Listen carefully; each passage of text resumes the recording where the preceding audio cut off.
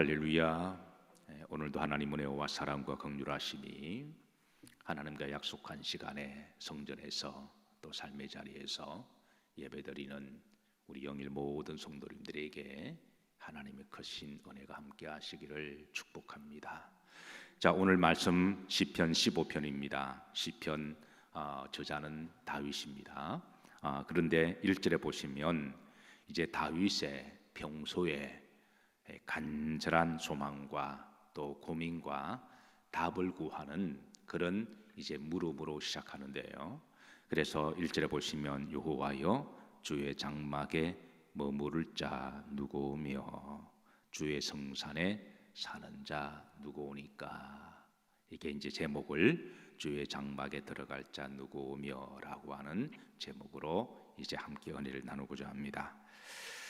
자, 다윗은 한마디로 예배의 사람입니다. 그런 왕이지만 그런 왕이라고 하는 타이틀을 불리기보다는 하나님 앞에 예배자로 불리기를 소망했던 사람입니다. 그가 성전에 들어갈 때 어떤 마음으로 들어갔을까요?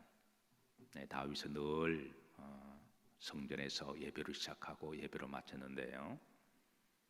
자, 여러분들은 교회 오실 때 어떤 마음으로 오십니까?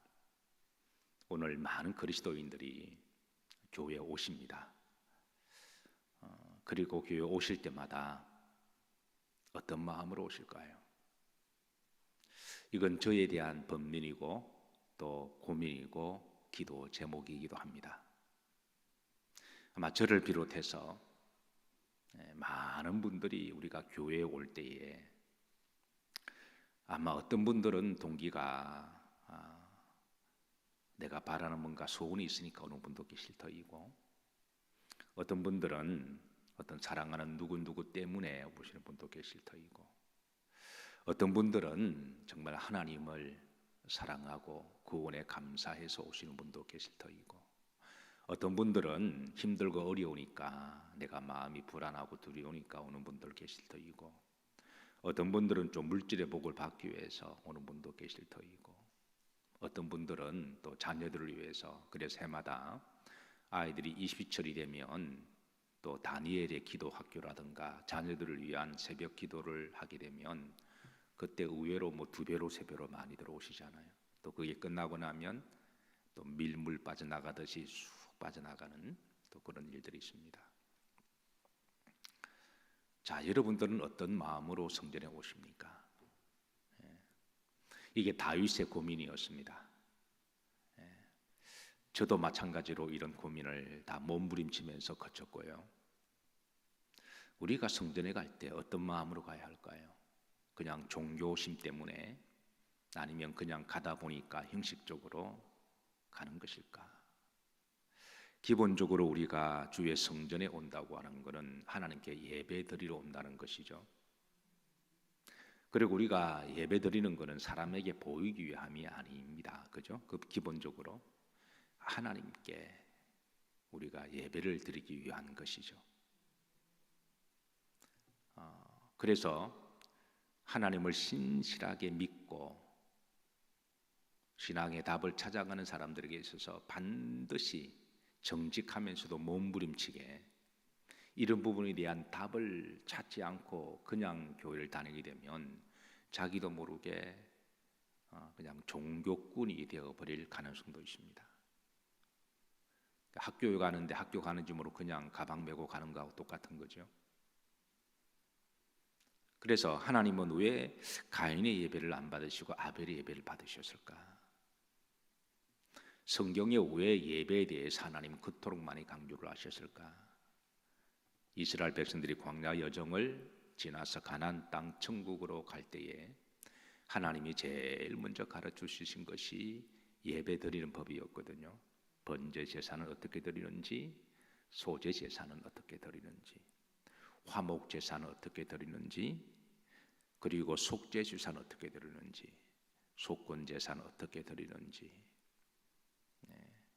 그래서 하나님은 그 예배를 어떻게 드려야 하나님을 만나는 예배인가 라고 하는 부분을 말씀을 가르쳐 주셨고, 또 예수님께서도 요한복음 4장 23절에 하나님께 예배드리는 자는 신령과 진정으로 예비할지니라 그러시면서 예배를 강조하셨고, 그리고 로마서 12장 1절에도 바울도 하나님의 거룩한 자비하심으로 너희들에게 권하노니 너희 몸을 하나님이 기뻐 받으시는 거룩한 산 제사로 드리라. 이것이 너희들이 드릴 영적 예배니라.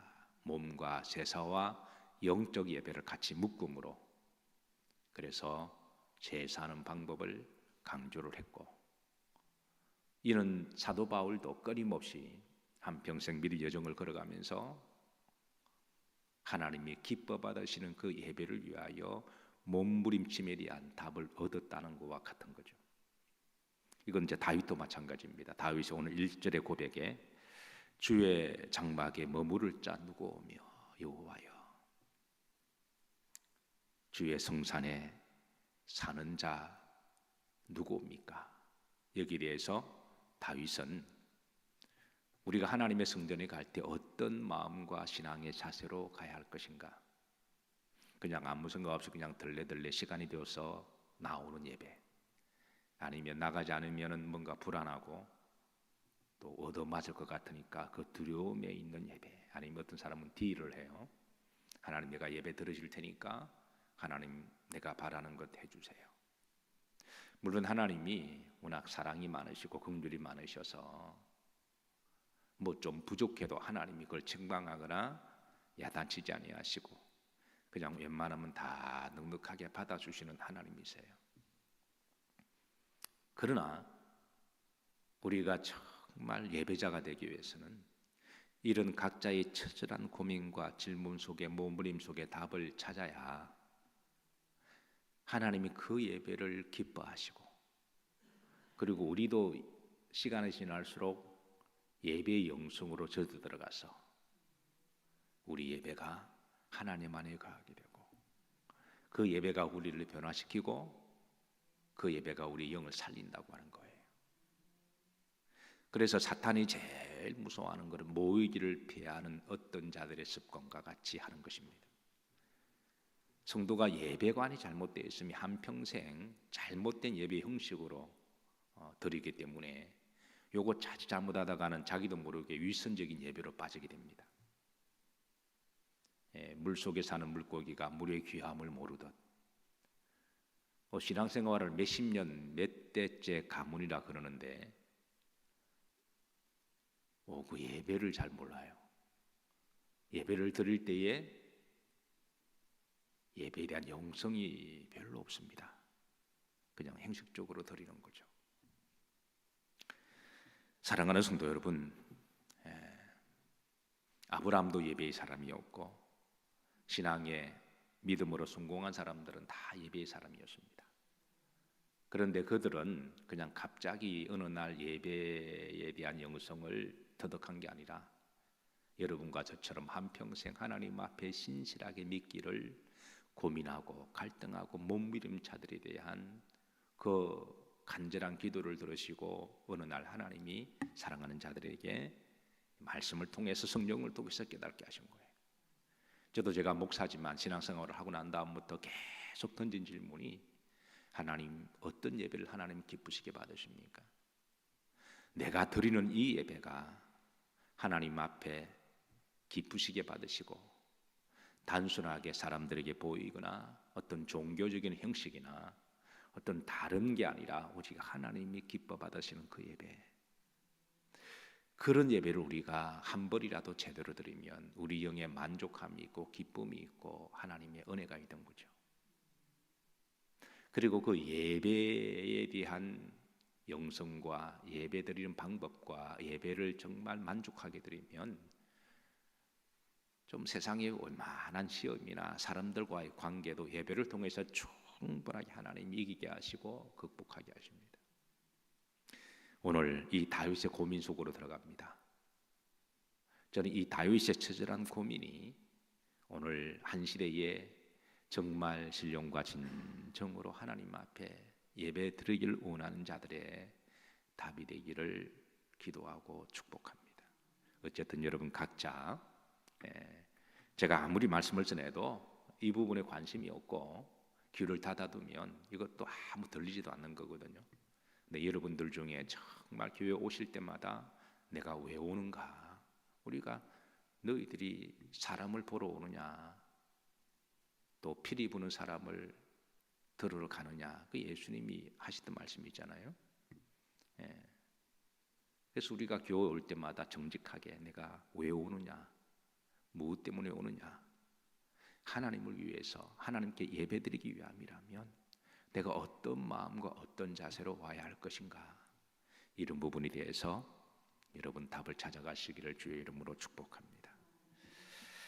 자, 다윗의 고민입니다. 1절 다 같이 합독하십니다. 여호와여, 주의 장막에 머무를 자 누구오며 주의 성산에 사는 자 누구오니까? 이런 질문을 던짐으로 다윗의 기도 제목이기도 하고 또 답을 찾아가는 몸부림이기도 합니다. 여기는 다윗이 주의 성전에 들어가서 예배 드려야 할 예배자의 자세와 신앙과 마음가짐에 대해서 고민하는 거죠. 그리고 총 11가지가 나와요. 11가지가 나옵니다. 11가지를 하나하나가 무슨 뜻인지 우리가 살펴볼 거예요. 11가지가 나오는데 이게 다윗의 이 말은 11가지를 완벽하게 지키는 자들만 성소에 들어올 수 있느냐? 그럼 아무도 못 들어옵니다. 11가지를 완벽하게 지켜야만 성전에 들어오느냐? 그럼 아무도 못 들어와요. 그러나 이 11가지의 기준을 알고 이런 마음과 신앙의 자세를 가지고 성전에 들어오려고 하는 몸부림치는 신앙에 대한 질문과 여기에 대한 답을 가지고 들어올 때에 우리 예배자의 모습이 하나님이 보실 때에 기쁘시게 받으시는 예배자의 모습으로 변화시켜 가신다고 하는 거예요.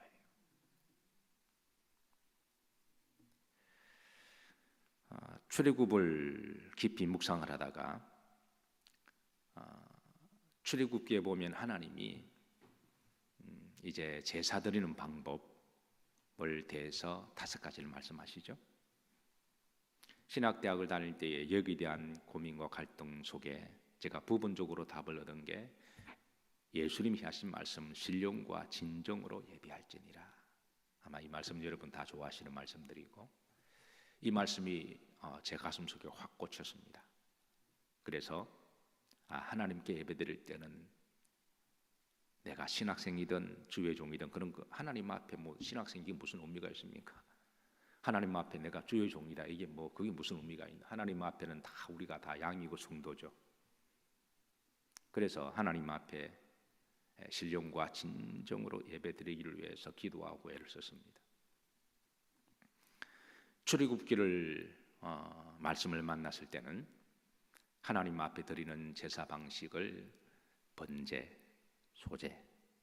번제는 온전한 희생과 헌신을 목적으로 하죠. 소제는 감사고요. 화목제물은 화평을 목적으로 하고 속죄제는 모든 지었던 죄를, 속건제는 이제 물건과 우리 몸을 드리는 제사잖아요. 간단하게 말씀드리면. 그리고 이제 모든 제사 때마다 하나님이 제물을 받으세요. 그래서 구약의 제물은 양과 염소였고 신약의 제물은 예수님이 이제 대신 제물로 해주셨죠. 그래서 신약의 예배는 반드시 예수님의 이름으로 우리가 드려야 되고 그리고 예수님의 십자가의 제물을 기억하면서 예배를 드려야 되는데 그런데 구약적으로 보면 반드시 이제 제물이 있어야 됩니다.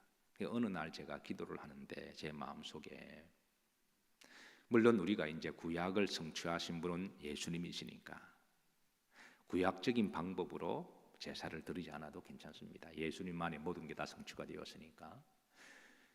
그럼에도 불구하고 우리가 구약적인 정신과 믿음은 가지고 있어야지. 그래서 하나님 구약을 남겨두신 거잖아요. 구약적인 예배의 의미와 정신이 필요 없으면 구약을 다 폐기 처분하셨죠. 그냥 신약만 있으면 되는데. 그래서 구약도 우리에게 주셨는데 그래서 신약의 그 성취의 뜻을 알고 구약적인 신앙 고백적 예배를 기도하다가 구약의 예배는 예배 때마다 제물이 필요하잖아요. 그래서 제가 어느 날 제 마음속에 깨달음입니다. 그리고 주의 감동하심이어서 그래서 하나님 앞에 예배드릴 때마다 제물을 드려야 되겠다. 그래서 그 깨달음과 감동 이후로부터는 제가 항상 예배드릴 때마다 하나님 앞에 제물을 올립니다. 예. 어떤 분들은 목사님이 일주일에 예배드리는 횟수가 새벽 예배도 드리고 저녁 예배도 드리고 뭐 10번 이상 드릴 텐데 그러면 헌금이 꽤 많이 나가겠네요. 예, 물론 뭐 세상적으로 보면 그렇지만 그러나 그런 물질의 문제가 아니라 하나님이 주의 종으로 제단에 성도를 대표해서 세워주셨는데 어느 날 예배를 드리다 보니까 아무도 그날따라 무슨 일이 있었는지 하나님 앞에 드릴 예물이 올라오지 않았던 거예요.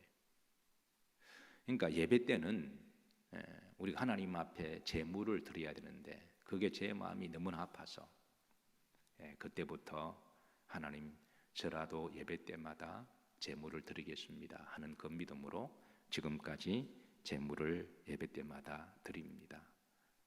새벽에도 예배드리면 예물을 드리고 저녁에도 예물을 드리고 그런데 예물을 준비할 때마다 참으로 제 마음이 기쁩니다.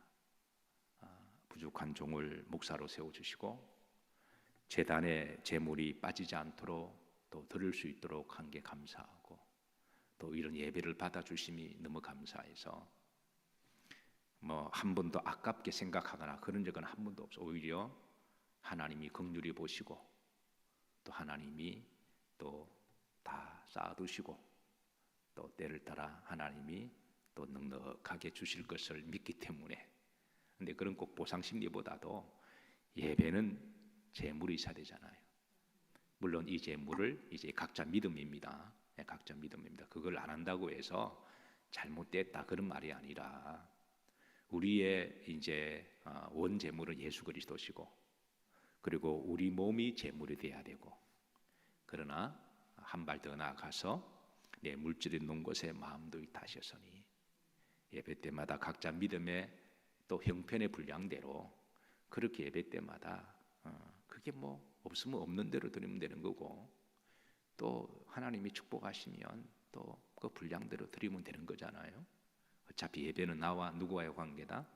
하나님과의 관계이기 때문에 그래서 우리는 이제 예배자로 이제 하나씩 배워가는 거예요. 예배자로. 그래서 오늘 다윗의 그 신앙을 보면 다윗이 왜 위대한 왕 이런 의미가 아니라 위대한 사람이 되었느냐 그런 그의 타이틀 때문이 아니라 그 하나님과의 관계 때문에 그런 거죠. 그래서 다윗이 11가지에 대해서 여기에 이제 하나님 앞에 고백을 합니다. 하나님이 어떤 예배를 기쁘게 받으실까? 우리 예배가 한 벌이라도 땅에 떨어지지 아니하고 공기만 진동시키는 장수만 채우는 그런 출석의 예배가 아니라 한 번이라도 제대로 드려서 하늘나라 가실 때는 하나님께서 내가 내 예배를 받았다. 우리가 그런 예배를 드려야 되지 않겠습니까? 아무리 교회가 커서 수천 명, 수만 명이 예배를 드리더라도 그 앉아있는 사람들이 예배가 하나님께 올려드리는 예배가 아니라 목사를 위해서 온 예배라면 그 사람은 목사 보고 온 거예요. 그 사람은 교회 규모 때문에 온 거라면 그 사람은 교회 때문에 온 거예요. 그 사람은 자기 신앙에 감동이 되어서 내 믿음 대단하지 그것 때문에 온 거라면 그 자기 때문에 온 거거든요. 그러나 그런 모든 것을 다 떠나서 하나님께만 영광 드리기 위해서 온 예배라면 하나님 그 예배를 딱 받으세요. 그리고 하늘나라에 딱 예배자로 기록하십니다. 계시록 4장 보면 흰옷 입은 천사들이 하나님께 예배하고 경배할 때 하나님이 그 예배를 받으시잖아요. 자, 실제로 예루살렘의 성전에 들어갈 때 성전 앞에서 성전의 수립을 통제하고 질문하는 성전 문지기들이 있었습니다. 예루살렘 성전문에 그래서 역대상 26장 12절 보면 이상은 다 문지기의 반장으로서 그 형제처럼 직임을 얻어 문지기 직임을 말합니다. 여호와의 성전에서 섬기는 자들이라. 그러니까 예루살렘 성전에 들어올 때 성문 앞에 예루살렘 들어가는 성문은 많습니다. 그 성문 앞에 레위 지파 중에 고라 자손 중에 아삽 가문이 이 성전 문지기들의 직임을 맡아서, 그러니까 레위 지파 중에 고라 자손 중에 그리고 고라 자손 중에 아삽 가문이 그 자손들이 이 성전 문지기를 물려받아서 성전 문 앞에 서서 성전에 들어오는 이들을 향하여 질문합니다. 그래서 그 레위인들이 성전 문지기에 100가지 질문을 던져요. 그리고 그 질문을 던지고 그 질문에 대답함으로써 거기에 대해서 신실하게 한번 돌아보게 하고 또 거기에 대해서 예하는 자들만 성전에 들어가서 예배드리는 자의 자격이 주어졌다라고 하는 거예요. 그래서 다윗도 성전에 들어올 때마다 이 질문을 받았을 겁니다. 그건 뭐 누구나 예외 없이 성전 문지기에서 그걸 질문하는 거. 우리 교회에서 우리가 소위 안내를 볼 때 여러분 이제 안내 보신 분 계시죠? 안내 보실 때에 어떻게 안내 보시나요? 그냥 웃고 반갑습니다. 들어오시죠. 웰컴 그렇게 하고 들려보내시잖아요. 근데 원래는 그것을 넘어서 미급에 들어갔다 오셨습니까? 라고 물어요. 성전에 들어가기 전에 반드시 정결탕에 들어가서 몸을 씻고 와야 되니까 미급에 들어갔다 오셨습니까? 아니요. 그럼 빨리 씻고 오세요.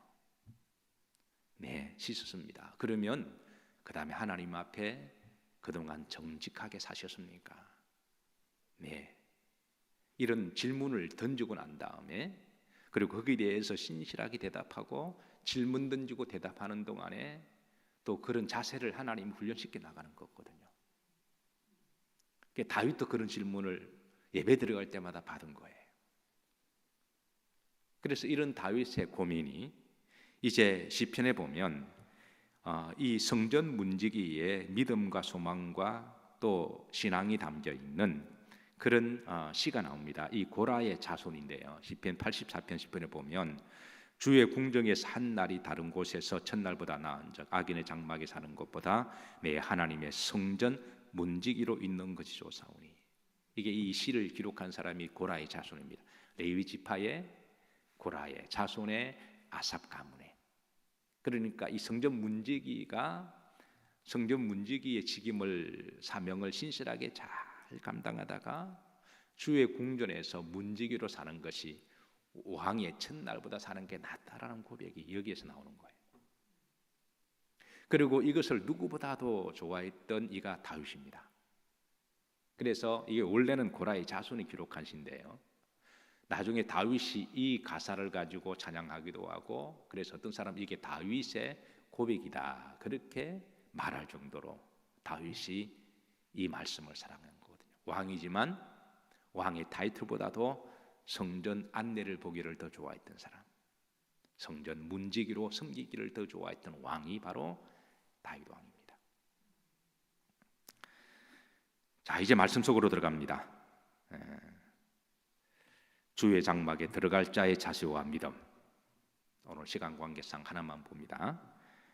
2절에 보면 뭐하게 행하며 정직하게 행하며 그랬습니다. 2절에 세 가지가 나옵니다. 정직을 행하며 공의를 실천하며 마음의 진실을 말하며. 이게 정직은 바를 진자 고도를 지기잖아요.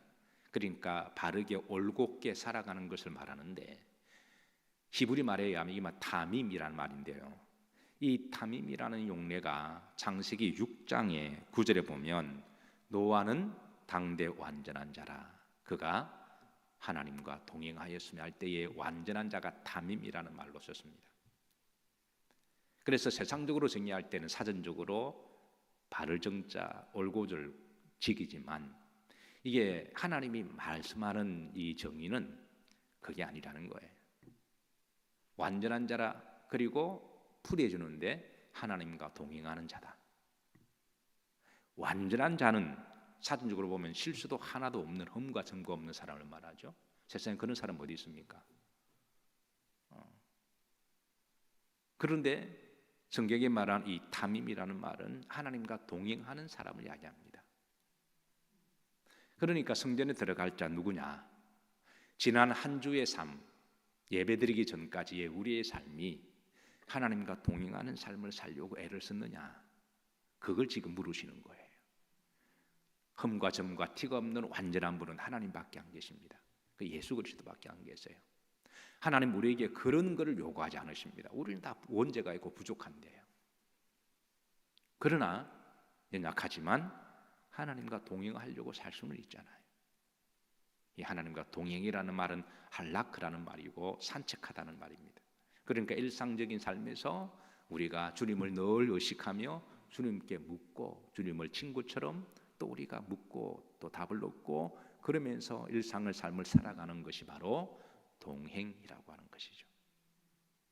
자, 오늘 시간 관계상 이 하나만 봅니다. 이 하나만 가지고도 우리는 하나님 앞에 예배 드리러 나올 때에 성령께서 이제 이 말씀을 우리가 알았으니까 너가 지난 어제 하루 동안에 또 지난 한 주간 동안에 너가 하나님과 동행했느냐라고 물으실 때 하나님, 내가 내 고집과 아욕대로 살았는데요. 내 생각으로 살았습니다. 그러면 이제 너가 하나님과 동행해야 되지 않겠냐? 말씀과 하나님 주시는 은혜로 늘 의식하며 살아가야 되지 않겠냐? 주님, 제가 그렇게 살겠습니다. 그렇게 우리가 고백하고 대답하고 우리가 하면서 우리가 다듬어져 나가는 거죠. 그러나서 이제 우리 그 다음번 예배드리러 올 때에 또 성령께서 누구 왜 왔냐 물어보시면 예배드리러 왔습니다. 그러면 예배자의 자격이 너가 지난 한 주의 삶을, 한 날의 삶을, 한 날 동안의 직장 생활에 하나님을 의식하며 동의했냐? 주님 그렇게 하려고 애를 쓸게요. 애를 쓰겠습니다. 그래, 그렇게 하렴. 오늘 예배 잘 드리고 예배 끝나고 또 하루 살아갈 때 하나님과 탐임하는 동행하는 삶을 살아가렴. 알겠습니다. 그렇게 하면서 하나님 우리를 다듬어 가시는 거죠. 오늘 하나만 말씀을 좀 명심하시고 앞으로 여러분 예배자들이 되시고 하나님 여러분이 예배를 받으시고 하나님이 기뻐하시고 또 여러분들이 예배를 온전히 올려드리시고 예배의 기쁨과 영성으로 힘으로 살아가시기를 주의 이름으로 축복합니다. 기도합니다. 하나님, 우리를 예배자로 불러주심을 감사를 드립니다. 바로 그 한 사람 예배자가 되기를 소망합니다. 다윗이 처절하게 몸부림치고 질문하고 답을 찾아가듯 마침내 답을 얻었듯 오늘 시대 신실한 우리 그리스도인들이 교회를 그냥 왔다 갔다 하는 발걸음이 아니라 예배자로 주님께 올려드리고 예배의 영성으로 살아갈 수 있도록 축복해 주옵소서. 오늘도 탐임하는 삶을 살아가기를 소망하고 예수님 이름 받들어 축복하며 기도하옵나이다. 아멘.